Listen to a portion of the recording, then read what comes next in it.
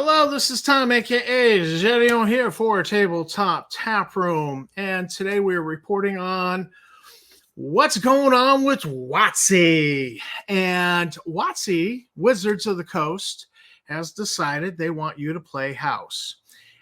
What do I mean by that? Well, just want to say first up front, thanks for watching the video. Thanks to my subscribers. You guys are great. And please do hit the like, subscribe, and bell icon. Help me build the channel.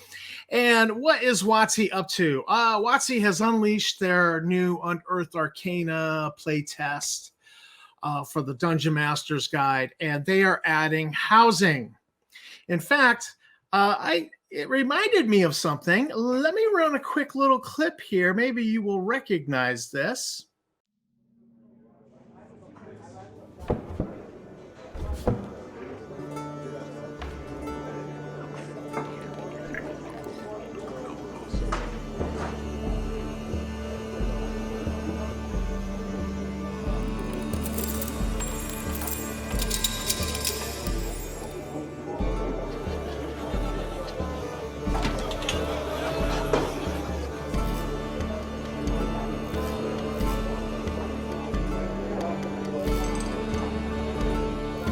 Yeah, so it immediately reminded me of EverQuest 2. I played EverQuest 2. I also played the Star Wars, massively multiplayer online role-playing game that Sony did way back. And, I played them for a while. They became a time sink, and I kind of burned out on them. And so because of that, I never transitioned to World of Warcraft. And I know some people are real fanatics for World of Warcraft. I know some people are still really into EverQuest. And I actually had to re-download EverQuest 2 to my computer, re-log in, find one of my tunes that had a nice piece of housing that I remembered. That was, we just saw Mouseketeer. I believe it's called Mouse. I named the apartment. It's in the Lion's Mane Inn. I've named it Mouseketeer's Pub. Mouseketeer is a level 100 carpenter, so she does all her really, she does all the carpentry for all of my alts within the game. But let's take a look at what WotC has announced. Quite some time, the Bastion system. And we also have included in this UA a number of revised cantrips that we'd love to get people's feedback on. And what does the Bastion system do? So the Bastion system is a whole new way for your character to make a home. Okay, so first up, they've revised some cantrips. Some of them, probably needed revising from what I understand. And they want you to be able to make a home. And this really smacks of getting your apartment in EverQuest. But let's listen. And this system is going to be in the new Dungeon Master's Guide. It will be one. So I think this here is a little piece of confirmation. They're going whole hog into video and because you're not going to be able to run a house in the Dungeon Master's Guide in a printed book, but it will connect seamlessly with their tabletop, their virtual tabletop, and their online tools that you have to pay to use.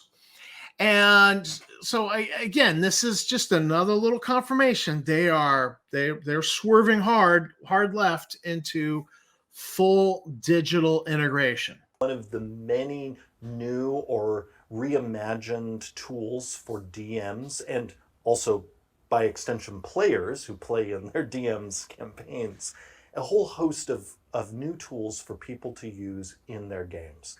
This tool, this toy, is specifically meant to allow a group that decides to use it to really delve into the fantasy of creating a home. So I don't know if any of y'all remember Sims. Sims was The Sims. was the game, and I believe it's now in Sims 4. And you had a family, and you had you basically explored the fantasy of running a house. You were the big brothers watching you. You could kill off some of your characters. They'd have a little headstone you'd place it somewhere on the property, and other people in the house occasionally would go out there and cry at the headstone. It was kind of comical. Not that death is comical, but in the game it was.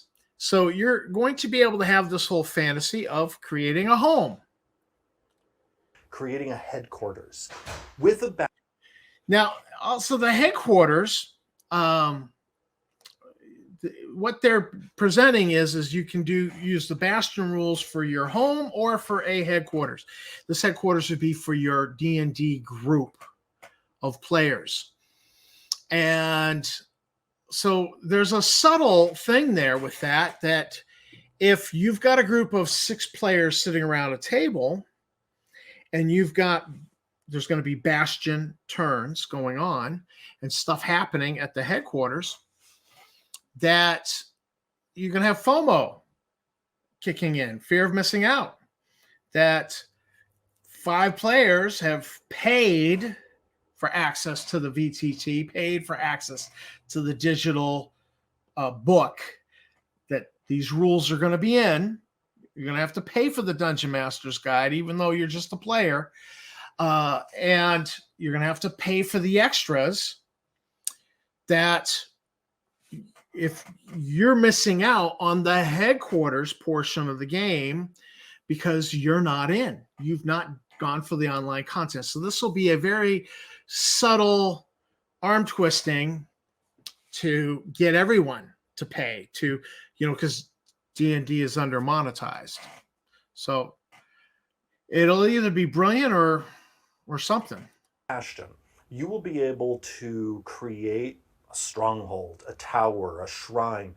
You decide the shape that it will take, and you can develop it as either a place that belongs just to your character, or you can develop it in concert with the other characters' bastions to essentially create a mighty fortress that... A mighty fortress is our God. Yes, that old hymn. Yeah, so it will be exactly like EverQuest 2. I believe World of Warcraft is the same thing, where you will have your home, but you'll also have your guild hall that whatever guild you happen to be a part of usually has a guild hall. And, if you're in a good guild that's really up and coming, you're going to have a big guild hall. Lots of rooms, and I always looked for a guild that had a strong, had a whole massive room dedicated to crafting.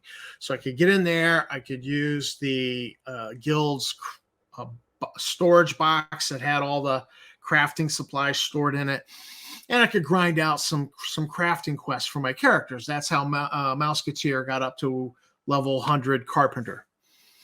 The problem is that, we're going back, 20 years with... almost 20 years with EverQuest 2, 15, 16 years with EverQuest 2.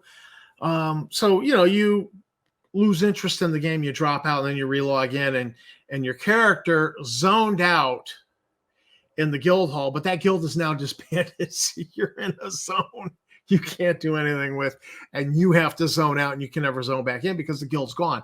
You're no longer a member of it. The guild is gone. The guild is just disbanded, and they're not paying for that guild hall anymore within, the economy in game.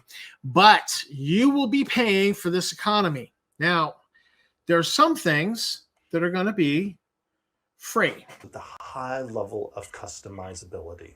So first, when you get your Bastion, you get to decide, and you'll get your Bastion if you use these rules around 5th level. Now, this is a little bit of a departure because inevitably building a keep, castle, wizard's tower, guild hall, thieves guild. This sort of thing usually came in past editions of D&D. Usually, don't crucify me if I'm wrong on a particular edition, but 10th level, name level. This was a name level sort of, where you're, if you don't know what I mean by name level, in like first edition, you had all these names for the different levels. And when you reached name level, where you were now called not an apprentice, not a prestidigitator, you're now called a wizard. You are name level. That was the point at which you began to build a guild hall. Now, I think, or a bastion. Now, I think what's going on with this dumbing down of the building a castle, building a tower, building a guild, whatever, what is really going on with that is that most campaigns peter out around, I think I forget what the statistic was, 7th level. So I don't think they want to wait till you get to 10th. So they're making sure that it's very accessible. And it's a little bit of a carrot. Oh, we got to get to 5th level so we can get to this. We got to get to 5th level so we can get to this. So I think this is on WotC's part. This is probably a smart move with this. I want you to listen very carefully to what he says here. You got to pay attention to what he's saying. So without any preamble for me, we're going to be... You'll get a certain number of rooms that we think of as just general purpose rooms. They don't cost you any extra, but then you get general purpose rooms. This is the classic 5 copper a week rent, 5 or 9 copper a week rent in any of the inns or taverns in EverQuest, where it's a basic 2-room. You get a basic 2-room apartment in Freeport or Lion's Mane Inn geez, I can't even think of the name of the city now. The Good Guy City, the other side of Norath. I've totally forgotten. Total brain cramp on what the name of the city is. That's your basic. And you don't have to pay for that. But if you want the special stuff, okay, so he's specified no cost. But you're getting this through your Dungeon Master's Guide, and you can totally customize it. This is going to be completely seamless with the virtual tabletop. So now let's hear about what you're not getting for free. These special parts of your bastion. These are called facilities. The special parts, the facilities, these you're going to have to pay for. And remember, we had talked about before that Wizards of the Coast is looking to do the virtual tabletop microtransactions. They feel they have not monetized D&D enough. And so this is yet another means. Well, geez, so-and-so's got a much nicer bastion than mine. Now we got to keep up with the digital Joneses. And we got to spend real world money on a non-existent fake world economy. And each facility not only is a fun aesthetic addition to your bastion, but even more importantly, it gives your bastion special abilities. And by extension, it gives your character special abilities. So your character will miss out on special abilities, the ability to purchase magic items, the ability to craft magic items. Yes, there's going to be crafting, just like in EverQuest 2, just like in World of Warcraft. You will have a facility where you can craft in your bastion. We have facilities that will allow you to have people play games inside your bastion, because we're gamers and we figure. Now, I remember doing this way back. There'd be like a guild event. We'd all pile into the guild hall. We'd all pile in and be chatting and like giving each other food that we had crafted, and and so there would be events in the guild hall. People would try out their emotes where they'd set up a little script that would cause their character, because if you did like slash dance, it'd make your tune would dance, but then they would you could actually put in another little script so that it was all one button. It would hit dance, make the character dance, but then they would say something. So you had these little scripts that you could do and key to a hot button. And I remember that. I remember them being fun. I remember it was fun hanging out with all the other guild members and just chit-chatting, having some downtime and having a fun time. But we also would go out into the EverQuest world and like meet at a location. And I was part of this one guild that was stationed over in the Good Guy City. And so we would travel over to the Badlands outside of Freeport and like taunt and shake our fists at the overlord who runs Freeport. And it was more or less like a role play thing that we were doing, where we were, as a group, not everybody in the guild, but be whoever happened to be online, we'd all meet there, and there would be a little bit of a role play group.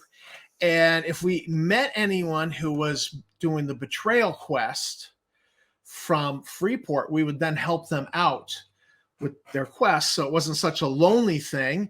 And naturally they'd be like, hey, these are cool people, and they'd join the guild.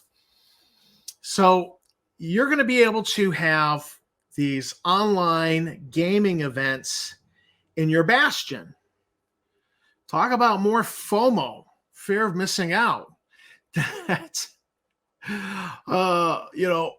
all the players can get together, but the ones stick in the mud. But what if it's just two people who can get together and everybody else is a stick in the mud and refuses to pay for it? So I think what they're going to build, and you'll probably see this next, is there will be online pages. Probably Wizards will sponsor this one, where you can looking for players. And so you might have a player in Seattle, Washington. You might have a player in Boston, another player in Atlanta, and you're all getting on together and gaming together and using your bastions, and then working together to have a headquarters that's all y'all together. So your guild hall, the EverQuest guild hall, and so yeah, this is definitely where they're going. And again, all of this costs cha-ching, cha-ching. Many D&D characters probably enjoy playing games, but you can, in that part of your bastion, have essentially a gaming event that generates money. You can have bastions that will allow you to craft certain magic items, others that give you the ability to recruit defenders to your bastion. Still others at high level that will allow you to go into a demi-plane that belongs to you. For example, we have facilities. So let me comment on the demi-plane. The demi-plane is very much like the estates in EverQuest. You get a deed, you can claim an estate, and then of course it's big. It's like a demi-plane. It's a huge mansion. Like I have Cragmore Estates. It was kind of a free longevity reward if you played the game long enough. If you were in there long enough, it was one of your longevity rewards, your veteran rewards. You got the deed to Cragmore Estate, and so every tune that you have, every alt that you have, every character gets the same rewards. So like, you just go in and you claim the reward out of the slash claims, and you get this estate, and you have to go to it through a portal. And it was like having Ravenloft Castle, basically, honestly. But you had to fill it with furniture, so that's also another reason why I drove my first character, Mouseketeer, all the way up to 100, to Carpenter level 100, was to just get there to unlock all of these recipes for the cool furniture and so on and so forth. So yeah, you're going to be able to have a demi-plane that totally customizable. And I think it's very much going to be just like having an estate in EverQuest. So, my character's got Mouseketeer's Pub, which is just their 2-room, apartment that she rented at the Lion's Mane Inn. I think I have enough rent reduction going on there just through items that reduce my rent that I don't actually pay any rent on that particular room, because I just logged in there and it didn't be like, oh, you owe rent. Do you want to pay it now? I just went straight into the room. So I guess that must be what's happening with Mouseketeer's Pub. But then I also can go into my estate, which is like unconnected from the rest of Norath, from the rest of the game environment. It really is a demi-plane. And and those are kind of cool. So you could, and they have multiple ones. And I didn't get any of the others because you would have had to pay for those. Like, there was a ship one, it was just a ship at sea, and so you could fill in furniture and all the different cabins on the ship. There was another one, was like a library that was mad cool. And you could tour these things for free. You tour them, try them before you buy them. You're right. You could tour them and check out. Oh, I really like this one. But it's that's where this is going. So clearly WotC has decided to ape the massively multiplayer online role-playing games. And not only that, they were talking like when you get to be high enough level, you can get a teleportation circle. This is nothing new. Teleportation circles exist in EverQuest. I'm sure they must exist in World of Warcraft as well. You will be able to respawn in your bastion if you die out in the world and the rest of your party has no ability to resurrect you. So you can spend some of your bastion points to respawn your character, just like EverQuest. And you will respawn in your bastion. Will there be some penalty for having been killed? Will there be, I don't know, maybe, but I'm sure it'll be nothing more than go out and kill, go out and grind some mobs, kill them, and you get back the EXP you lost, same as in EverQuest. So this is where they're headed. And now here's the other thing. One other little tidbit from that, because I was capturing the video on my device and then it crashed, so I don't have this little clip. But one of the things that they said was, as it being interviewed, that you will be able to control what goes on in your little piece of the game. And so the interviewer comment, oh, it's almost like they're going to be their own dungeon master. And then the other guy admitted, yeah, exactly, to get more people to be dungeon masters. Because what have we learned this past year? There's not enough dungeon masters. And so WotC is trying to do a little subtle, a little dangle the carrot, come along, create more dungeon masters with this. I don't know how it's going to work out. I have to think on that a while. I don't think that it's going to work out. And I seem to remember that in EverQuest there was a dungeon building feature where you could create a place where your guild, your friends, people you invite could come in and like raid that little mini pocket dungeon. I seem to remember that. I never did it. I never participated in one of those somebody else created. But that's what I suspect they were just like, yeah, we got to be just like EverQuest. Now, here's the problem. EverQuest, particularly when Sony had it, they had writers. And they had pretty good writers because it got really big and it was really popular for a long time. So they're actually looking to be EverQuest, but without the writers. You see, these massively multiplayer online role-playing games are built off of writers writing new content, and they're always unleashing, bringing about new content, new zones for you to go and explore. I think the problem for WotC is that they don't have good writers. I mean, if the past couple of years have not taught us something about WotC, is that they suck at writing. They absolutely suck at writing. All the innovation in Dungeons and Dragons, in RPGs, is with third-party publishers. It is not with WotC. They absolutely suck at writing. So I don't know how they're going to duplicate EverQuest 2. It's like, we'll get the fans to do the writing for us. We'll be EverQuest without the writers. We'll get the fans to game master and to create the new content.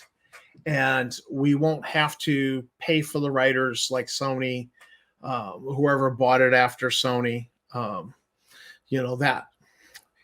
So I don't think that will prosper. I just don't see that that's going to prosper well. And I think part of the problem is going to be is that players are going to be like, I've got this great third-party module, I want to use it, and then there's going to be a problem with that because WotC, in how they handled the OGL crisis, the terms that they put into the new license that they were putting out there about anything you write becomes our property kind of thing, and people were like, excuse me, middle finger. WotC. So that really, I don't know how this is going to play out. I don't know how you're going to be able to bring in the really good third-party content that exists out there without WotC being a douche waffle about it and trying to take ownership of it. But that does seem to be where they're going. They want to be EverQuest and World of Warcraft without the work of maintaining the servers that those companies maintained, or without maintaining the writers that those companies maintained. Maybe they're hoping that AI will write really cool adventures that everybody's like, I don't see it. So yeah, this is their new Unearthed Arcana playtest they're rolling out. So WotC, Wizards, thank you for the walk down memory lane. Caused me to go log into EverQuest. Check out my old characters, locate the one that had the pub, and go in there, do a little video walk around. That was cool. But I don't know how well they're going to do. I just don't know how well they're going to do. I can see that they're setting this up to have a lot of FOMO, a lot of fear of missing out. Oh boy, you better register. You better pay. And you've paid the entry fee to get in. We'll give you a few free rooms, but you're not going to have any of the facilities. And you got to get these facilities because, like in EverQuest, one of the things you could get was you could get these servants for your guild who will go out and harvest for you. So you didn't have to go out and grind out harvesting the materials you needed for crafting. You could send out the harvesters to go get the goodies and fill the box for you. And they did it automatically. So you'll have these NPCs in your bastion who do things for you. It's going to be very much the same thing, but you're going to have to pay for all of this. It's going to be nickel and dime microtransactions, bleed you dry. And in this economy, I don't know. I don't know if that's going to do well. I think EverQuest and World of Warcraft are a bit dated. I think they're a bit tired. You know, the last time I actually logged into EverQuest and played, there was nobody there. There was nobody in the server I was in. I didn't see hardly nobody. 1, 2, 3 people. We didn't even talk to each other. You know, it was like you could wave at them and respond. They don't care. They're just doing what they're doing. They're grinding out quests, get their character a certain point for whatever reason they want. But EverQuest seems very tired to me. And I don't know that WotC's going to get away with becoming EverQuest. I don't know that it's going to work for them. I could be wrong. But if you've got an opinion, go ahead and leave it in the show notes. And again, thanks for supporting the channel. Thanks for watching my video. Thanks to my subscribers. Please don't forget to hit that like, subscribe, and bell icon.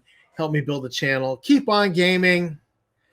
I know you're not doing it with EverQuest because, again, the last time I logged in, there was nobody in that server. So, but please do keep on gaming.